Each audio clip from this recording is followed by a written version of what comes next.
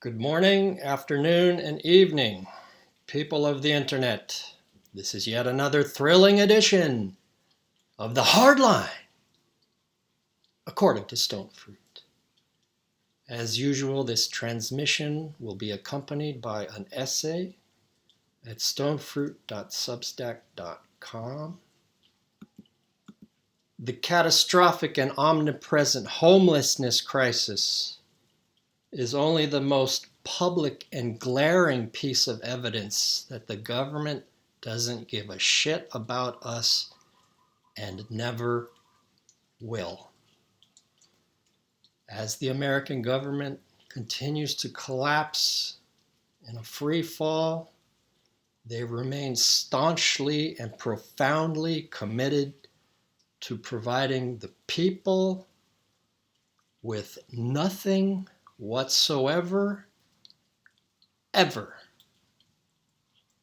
There is no mechanism for this to ever improve.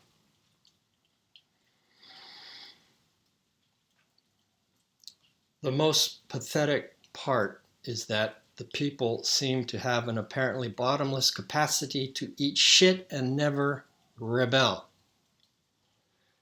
As long as they have a precarious but stable enough economic situation, a family of sorts to fall into, and enough gadgets, that seems to be enough. The horizon of their expectations. The powers that be, however, assume that surely there must be some threshold at which the people will eventually revolt, especially because we have the numbers. 80 to 99% of the general population.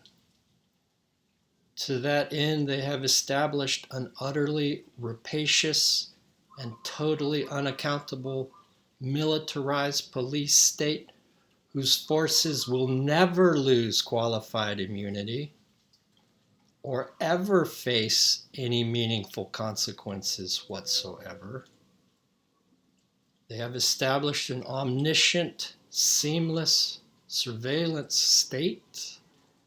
They have stripped us of all of the former legal protections we once enjoyed, including some that dated back to the Magna Carta, like habeas corpus, leaving the Constitution a dead letter, tattered shreds trampled underfoot under the floor. And also a relentless program of agenda setting, established by collaboration between big tech, big media, and the federal alphabet agencies.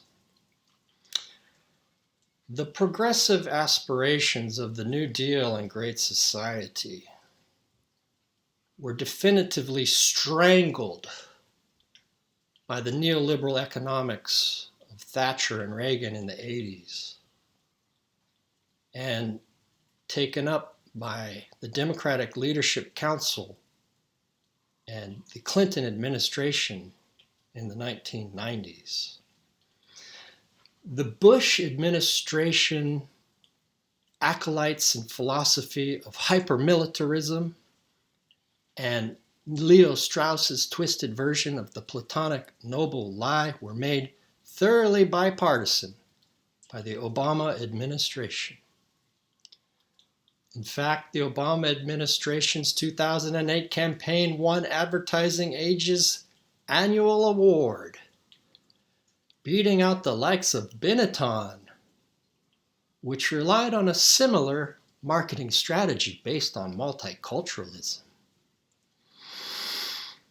Obama's political triumph was to make the electorate feel good about themselves by making them feel good about him.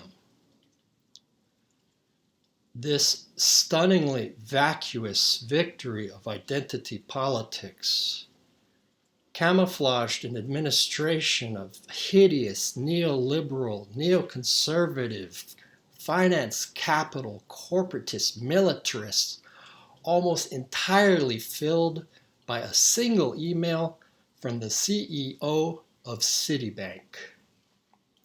And then came the 2008 financial crisis. Obama had the massive mandate, the wind at his back.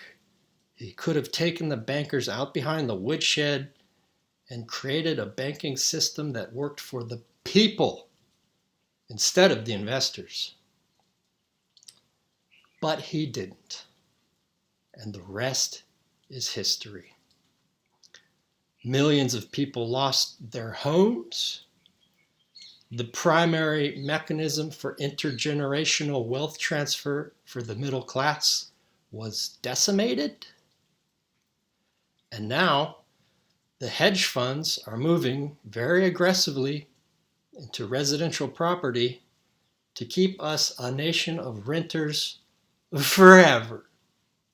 And they'll succeed. The 2008 financial crisis included homes lost by countless black families. The first black president was the greatest destroyer of black wealth ever. Obama's efforts made the Tulsa race massacre look like a single lit match compared to a 4-state wildfire raging out of control. The financial crisis put a lot of people on the streets. The pandemic put even more people on the streets.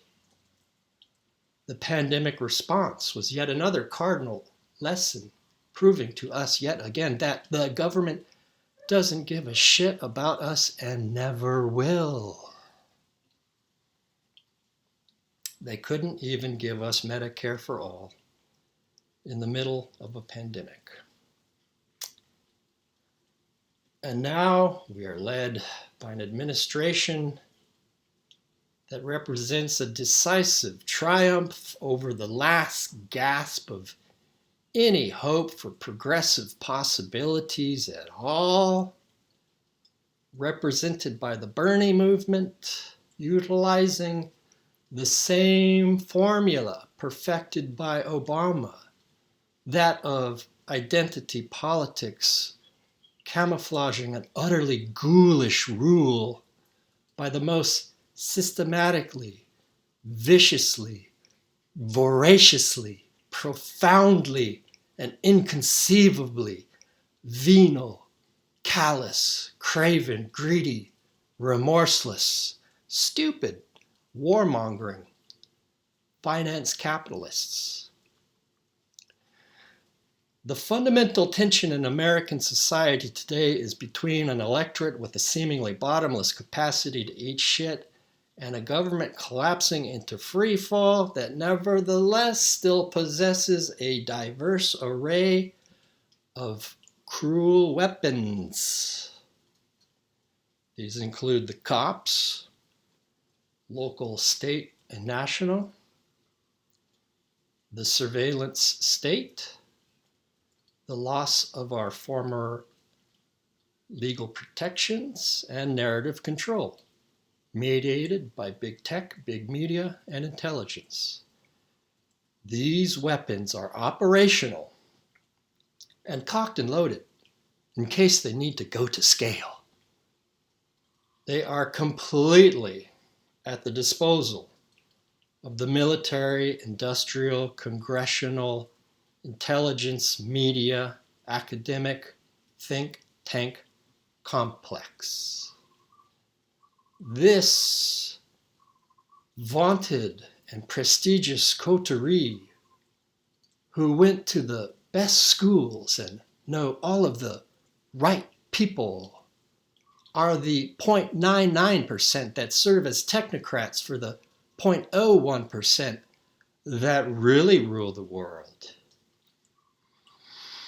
Members of this collective 1% think that their vile management of society will succeed because of the people's willingness to be seduced, distracted, isolated, and amused, and because of this coterie's willingness to use their ghoul tools to quell any sporadic incidents of unrest, they also think this will keep them safe, brunch ready, and ready to continue indulging in their various genres of depravity. Maybe so, maybe not. You never can tell what might spark a revolution.